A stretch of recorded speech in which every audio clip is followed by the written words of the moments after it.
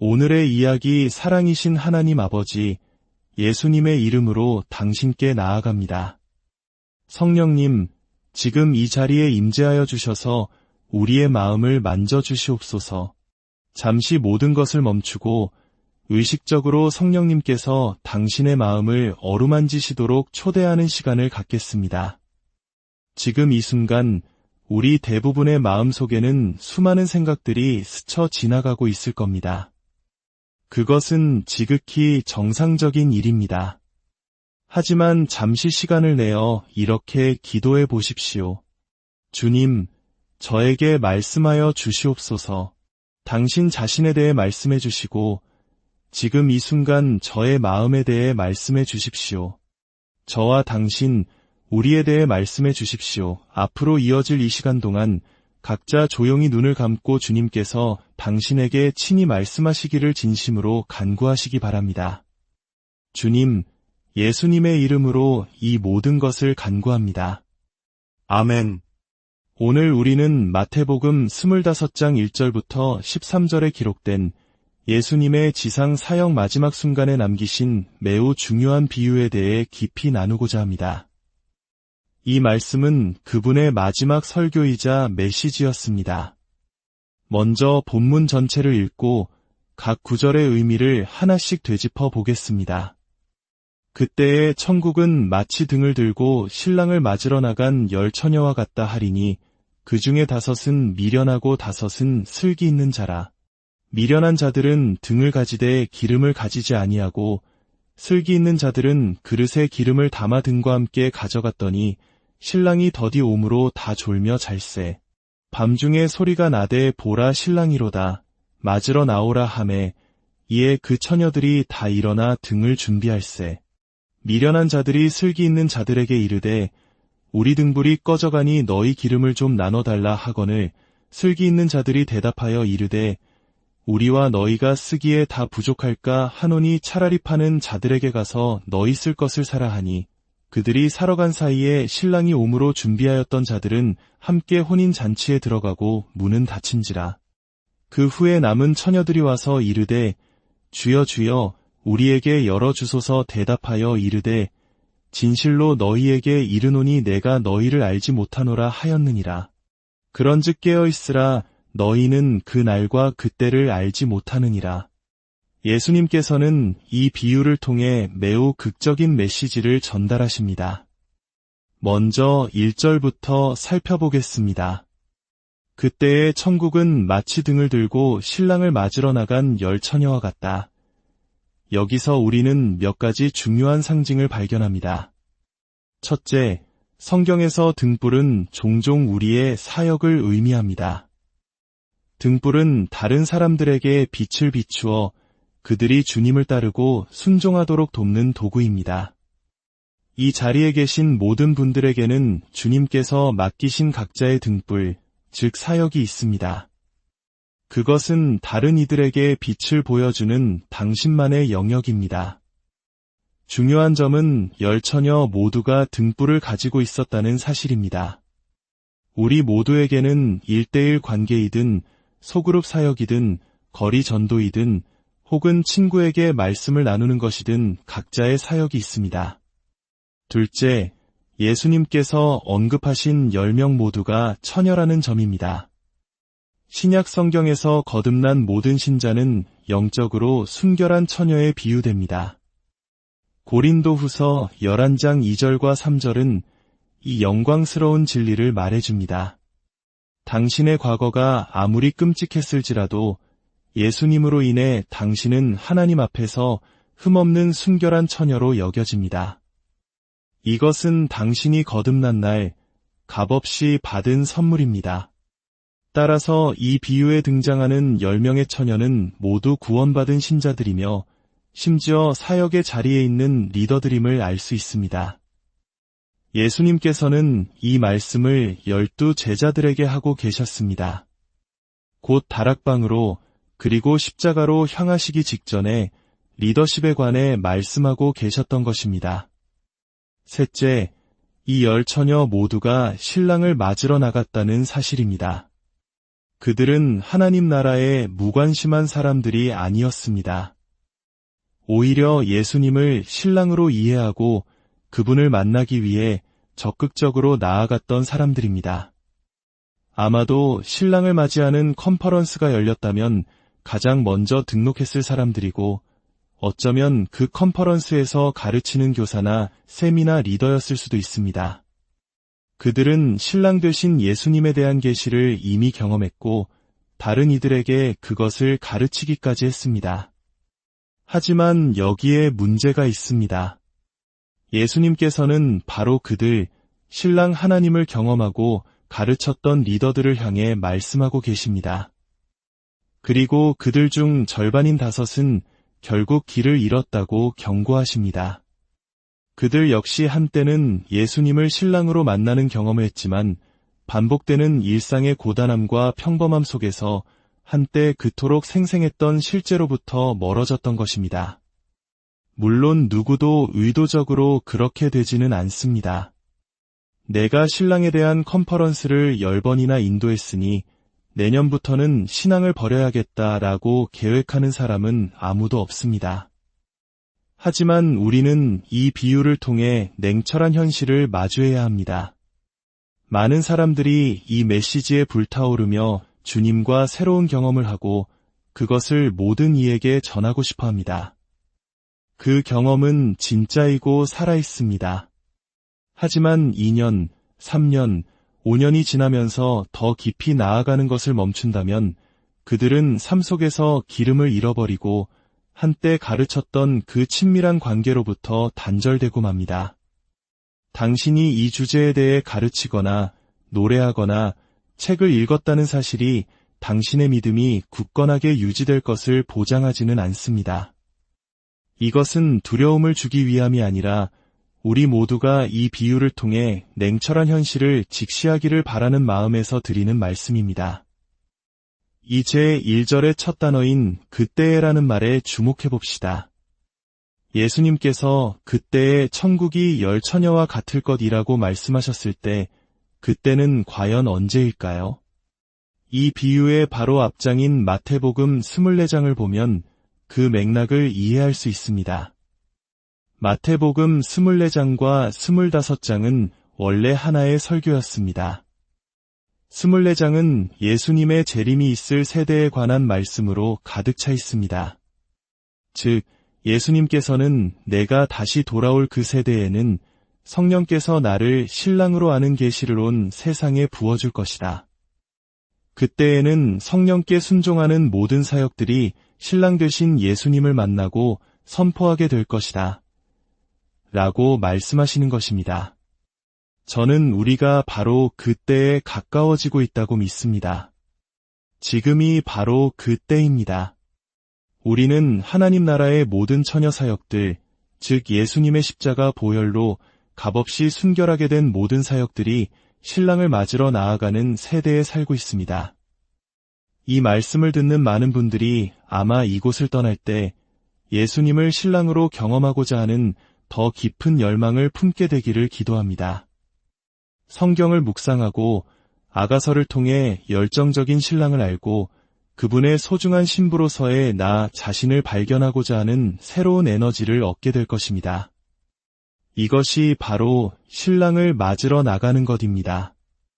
주님을 만나기 위해 시간과 에너지를 쏟는 노력을 의미합니다.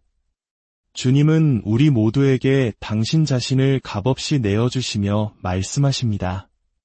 나를 원하는 모든 이를 내가 만나줄 것이다. 그러나 억지로 만나게 하지는 않을 것이다. 우리는 예라고 대답해야 하며 더 나아가 하나님의 말씀을 우리 마음에 품고 시간을 내어 기도 생활을 가꾸어 나가야 합니다. 제가 18살이었을 때 청년부 리더들은 제게 기도 생활을 해야 한다고 말했습니다. 저는 기도에 관한 책들을 닥치는 대로 읽었습니다. 하지만 기도하지 않으면 끔찍한 일이 일어날 것이라는 내용의 책들을 읽을수록 비참한 기분만 들었습니다. 책을 읽는 것보다 더 싫었던 것은 실제로 기도실에 가는 것이었습니다. 매일 밤 9시는 제게 죽음의 계곡과도 같은 시간이었습니다. 저는 하나님께 매일 1시간씩 기도하겠다고 약속했지만 그 시간은 끔찍했습니다. 겨우 2분 동안 하나님, 팔다리를 주셔서 감사합니다. 여자친구를 만나게 해주시고 공부 안 해도 A학점을 받게 해주세요. 그리고 당신의 나라에서 영광을 받으소서라고 기도하고 시계를 보면 58분이나 남아 있었습니다. 저는 기도하면서 불평하기 시작했습니다. 하나님, 이 기도라는 거 정말 의미 없는 것 같아요. 어차피 다 아시잖아요. 나중에 깨달았지만 제가 불평하고 있을 때 저는 사실 기도하고 있었습니다. 그것은 하나님을 향한 솔직한 어린 마음의 기도였습니다. 하나님은 우리가 약하고 부족하다는 것을 아십니다. 우리 스스로의 힘으로는 아무것도 할 수 없다는 것을 아십니다. 처음부터 기도를 잘하는 사람은 아무도 없습니다. 우리는 함께 노력하며 한 걸음씩 나아갈 뿐입니다. 때로는 3걸음 나아가다 2걸음 후퇴하기도 하지만 몇 달, 몇 년이 지나면 우리는 분명 성장해 있을 것입니다. 이 여정은 초인적인 믿음을 가진 소수만을 위한 것이 아닙니다. 왜냐하면 그런 사람은 존재하지 않기 때문입니다.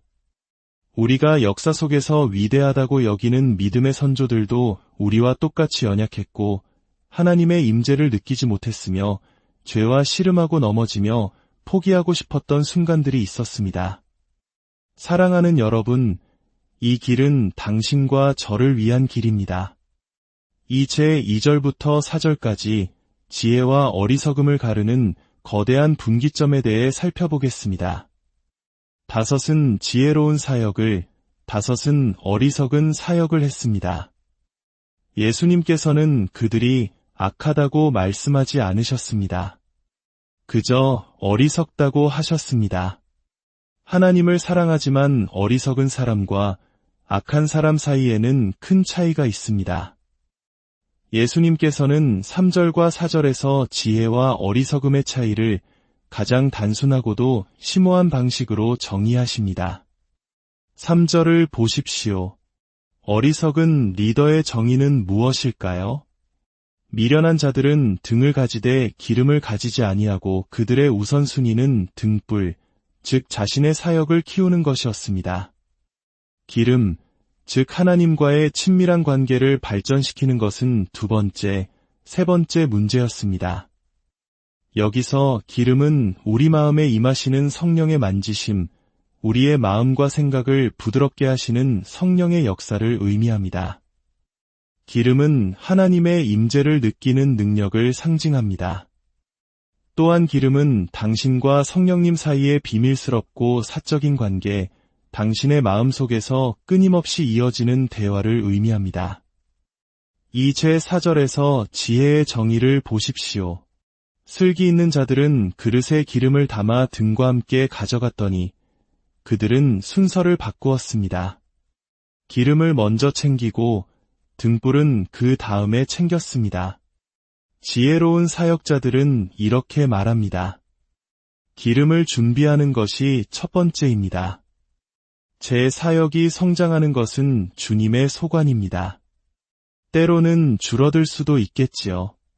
그것 또한 주님의 소관입니다.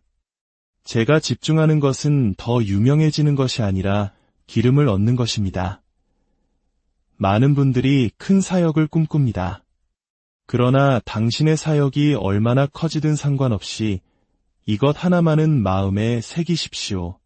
하나님 나라의 원리는 끝없는 성장이 아닙니다. 요한복음 15장에서 말씀하시듯 열매를 맺는 가지는 주님께서 직접 가지치기를 하십니다. 더 많은 열매를 맺게 하기 위함입니다. 많은 사람들이 하나님과 연결되어 영광에서 영광으로 나아갈 거야 라고 말하며 자신의 사역이 계속해서 커지기만 할 것이라는 환상을 품습니다.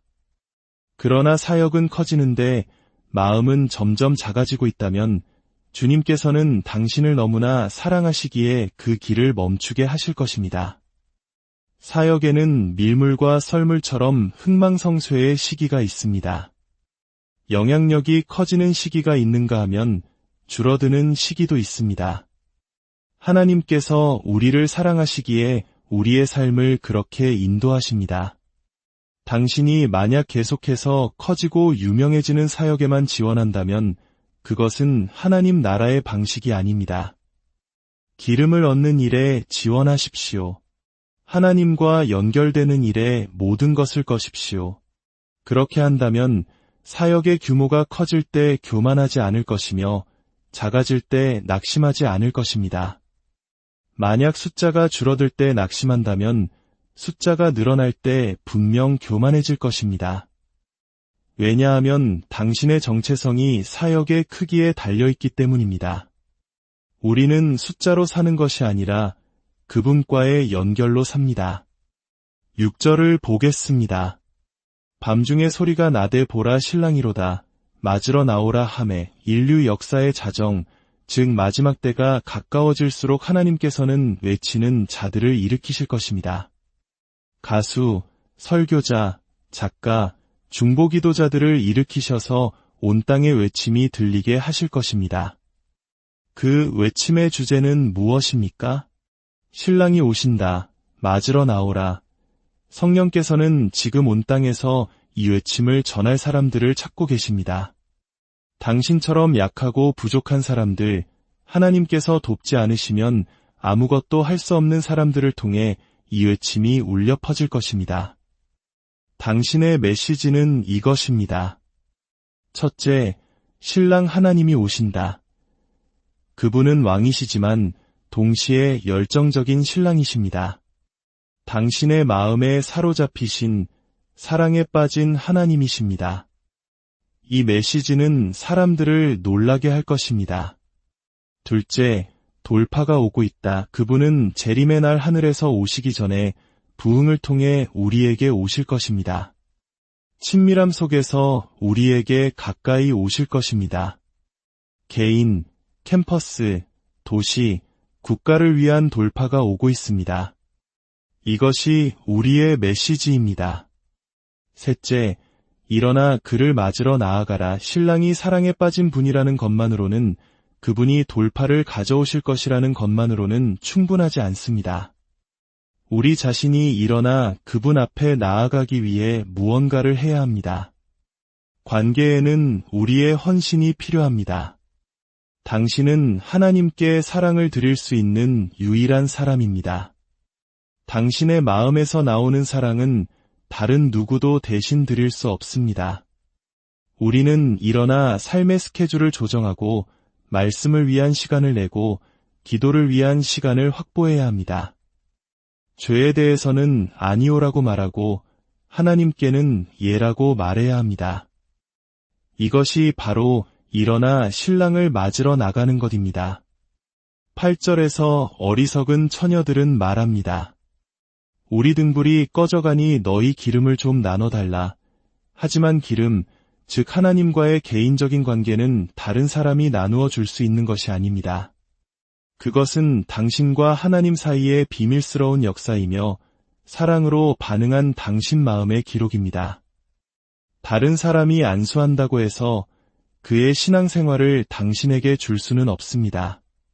그것은 촉매제가 될 수는 있지만 결국 예수님을 향한 열정은 매일매일 말씀을 통해 성령께 예라고 순종함을 통해 얻어지는 것입니다. 어리석은 처녀들은 한때 기름을 가지고 있었습니다. 그러나 큰 사역에 너무 바빠진 나머지 하나님과의 관계 속에 있는 기름을 채우는 일을 소홀히 했습니다. 저는 많은 사역들이 작고 보잘것없었을 때는 하나님과 매우 가까웠지만 커지고 유명해지면서 하나님과 연결될 시간을 잃어버리는 것을 보았습니다. 그들은 우리 등불이 꺼져가고 있다고 말합니다. 사랑하는 여러분, 앞으로 많은 등불들, 많은 사역들이 꺼져갈 것입니다. 그리고 지금껏 이름도 들어보지 못했던 많은 사람들이 하나님의 인도를 받아 리더십의 자리에 서게 될 것입니다. 왜냐하면 다가오는 위기의 시대에는 죄악이 크게 증가할 것이기 때문입니다. 인터넷을 통한 타락이 얼마나 빠르게 성장하고 있는지 아십니까? 사람들은 더 이상 전통적인 이유로 교회에 가지 않을 것입니다. 그들은 단 한 가지만을 신경 쓸 것입니다. 당신이 노래하거나 말할 때 하나님의 임재가 전달되어 그들을 어둠에서 건져내는 능력이 나타나는가? 당신의 평판은 중요하지 않습니다. 오직 기름에서 나오는 능력만이 다가오는 시대에 살아남는 유일한 등불이 될 것입니다. 저는 과거에 존 임버라는 유명한 사역자와 함께 전 세계를 여행한 적이 있습니다. 그는 서구 세계에서 가장 강력한 치유의 은사 중 하나를 가졌던 분입니다. 1991년 6월, 저는 그에게 말했습니다. 존, 저는 이제 당신과의 여행을 그만두고 싶습니다. 그가 이유를 묻자 저는 이렇게 대답했습니다. 저는 지금 신앙적으로 퇴보하고 있습니다. 처음 당신과 여행을 시작했을 때는 말씀을 펴면 하나님의 임재 앞에서 눈물을 흘렸습니다. 하지만 지금은 도시를 옮겨다니고 수많은 리더들을 만나면서 하나님을 위한 시간이 전혀 없습니다. 저는 어제의 기름으로 설교하고 있습니다. 제게는 새로운 기름이 없습니다. 저는 이렇게 살 수 없습니다. 그는 저를 축복하며 보내주었고 저는 다시 기름을 채우기 위해 시간을 보내야 했습니다. 이 말씀을 듣는 많은 분들이 아직 젊을 수 있습니다. 아직 기름을 얻었다가 잃어버릴 만큼 오래 사역하지 않았을 수도 있습니다. 하지만 우리 모두는 똑같습니다. 당신이 기름 없이는 살지 않겠다고 마음을 정할 때에만 기름을 얻을 수 있습니다. 이렇게 고백하십시오. 주님, 제 사역은 두 번째입니다. 기름을 먼저 얻겠습니다. 저의 등불은 두 번째입니다. 기름이 먼저입니다. 당신이 그렇게 한다면 하나님 앞에서 당신은 지혜로운 사람입니다. 자정의 때에 외침이 들렸습니다. 보라 신랑이로다, 맞으러 나오라 사랑하는 여러분, 그 외침은 바로 당신과 같은 사람들을 통해 나올 것입니다. 하나님께서는 인류 역사의 자정에 이 외침을 선포할 가수와 연주자, 설교자와 작가들을 일으키고 계십니다. 이제 주님 앞에서 당신의 마음을 여십시오. 그리고 성령께서 당신의 삶을 새롭게 하시도록 기름을 부어주시도록 간구합시다.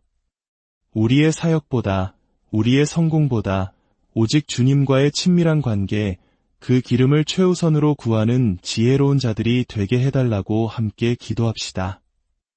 하나님의 크신 사랑과 은혜가 이 말씀을 듣는 모든 분들의 삶에 가득하기를 축복합니다.